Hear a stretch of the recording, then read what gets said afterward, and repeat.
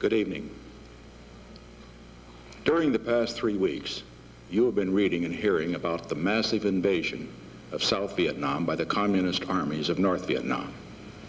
Tonight, I want to give you a first-hand report on the military situation in Vietnam, the decisions I have made with regard to the role of the United States in the conflict, and the efforts we are making to bring peace at the negotiating table.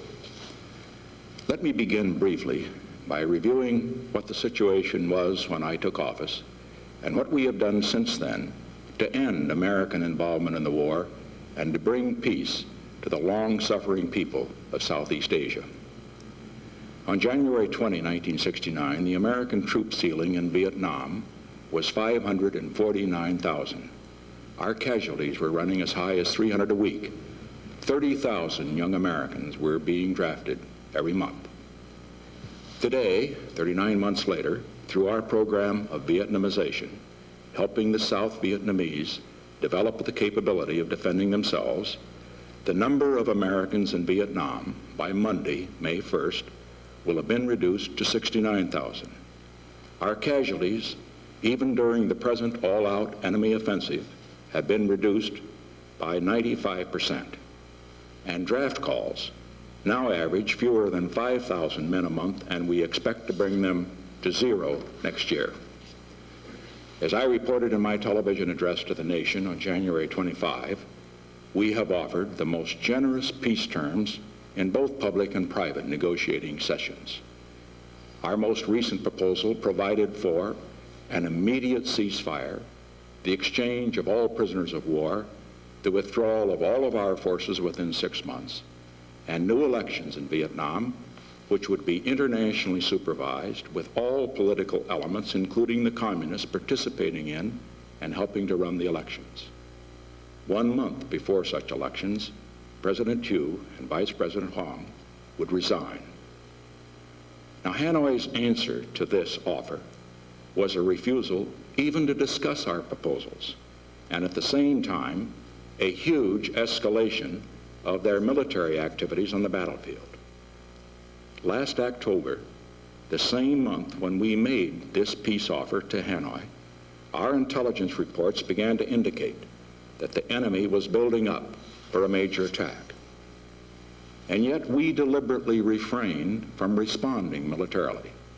Instead, we patiently continued with the Paris talks because we wanted to give the enemy every chance to reach a negotiated settlement at the bargaining table rather than to seek a military victory on the battlefield, a victory they cannot be allowed to win. Finally, 3 weeks ago, on Easter weekend, they mounted their massive invasion of South Vietnam. 3 North Vietnamese divisions swept across the demilitarized zone into South Vietnam in violation of the treaties they had signed in 1954 and in violation of the understanding they had reached with President Johnson in 1968 when he stopped the bombing of North Vietnam in return for arrangements which included their pledge not to violate the DMZ. Shortly after the invasion across the DMZ, another 3 North Vietnamese divisions invaded South Vietnam further south. As the offensive progressed, the enemy indiscriminately shelled civilian population centers in clear violation of the 1968 bombing halt understanding. And so the facts are clear. More than 120,000 North Vietnamese are now fighting in South Vietnam. There are no South Vietnamese troops anywhere in North Vietnam. 12 of North Vietnam's 13 regular combat divisions have now left their own soil in order to carry aggressive war onto the territory of their neighbors. Whatever pretext there was for a civil war in South Vietnam has now been stripped away. What we are witnessing here, what is being brutally inflicted upon the people of South Vietnam, is a clear case of naked and unprovoked aggression across an international border. There's only one word for it: invasion. This attack has been resisted on the ground entirely by South Vietnamese forces and in one area by South Korean forces. There are no United States ground troops involved. None will be involved. To support this defensive effort by the South Vietnamese, I have ordered attacks on enemy military targets in both North and South Vietnam by the air and naval forces of the United States. I have here in my desk a report. I received it this morning from General Abrams. He gives the following evaluation of the situation.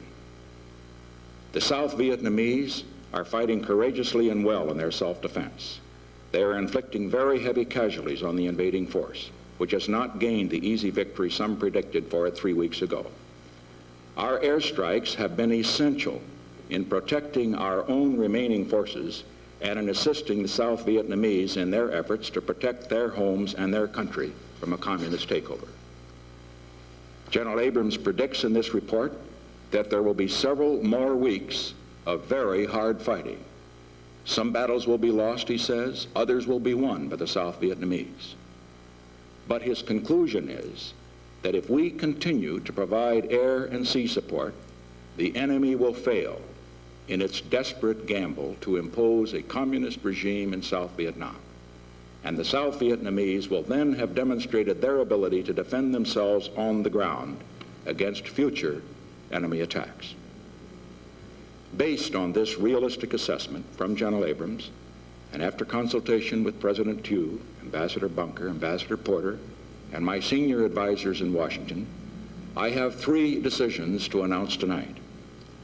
First, I have decided that Vietnamization has proved itself sufficiently, that we can continue our program of withdrawing American forces without detriment to our overall goal of ensuring South Vietnam's survival as an independent country. And consequently, I am announcing tonight that over the next 2 months, 20,000 more Americans will be brought home from Vietnam. This decision has the full approval of President Tew and of General Abrams. It will bring our troop ceiling down to 49,000 by July 1, a reduction of 500,000 men since this administration came into office. Second, I have directed Ambassador Porter to return to the negotiating table in Paris tomorrow, but with one very specific purpose in mind. We are not resuming the Paris talks simply in order to hear more empty propaganda and bombast from the North Vietnamese and Viet Cong delegates, but to get on with the constructive business of making peace. We are resuming the Paris talks with the firm expectation that productive talks leading to rapid progress will follow through all available channels. As far as we are concerned, the first order of business will be to get the enemy to halt his invasion of South Vietnam and to return the American prisoners of war. And finally, I have ordered that our air and naval attacks on military installations in North Vietnam be continued until the North Vietnamese stop their offensive in South Vietnam. I have flatly rejected the proposal that we stop the bombing of North Vietnam as a condition for returning to the negotiating table. They sold that package to the United States once before in 1968, and we're not going to buy it again in 1972. Now let's look at the record. By July 1, we will have withdrawn over 90% of our forces that were in Vietnam in 1969. Before the enemy's invasion began, we had cut our air sorties in half. We have offered exceedingly generous terms for peace. The only thing we have refused to do is to accede to the enemy's demand to overthrow the lawfully constituted government of South Vietnam and to impose a communist dictatorship in its place. As you will recall, I have warned on a number of occasions over the past 3 years that if the enemy responded to our efforts to bring peace by stepping up the war, I would act to meet that attack for these 3 very good reasons. First, to protect our remaining American forces. Second, to permit continuation of our withdrawal program. And third, to prevent the imposition of a communist regime on the people of South Vietnam against their will, with the inevitable bloodbath that would follow for hundreds of thousands who have dared to oppose communist aggression. The air and naval strikes of recent weeks have been carried out to achieve these objectives. They have been directed only against military targets which support the invasion of South Vietnam, and they will not stop until the invasion stops.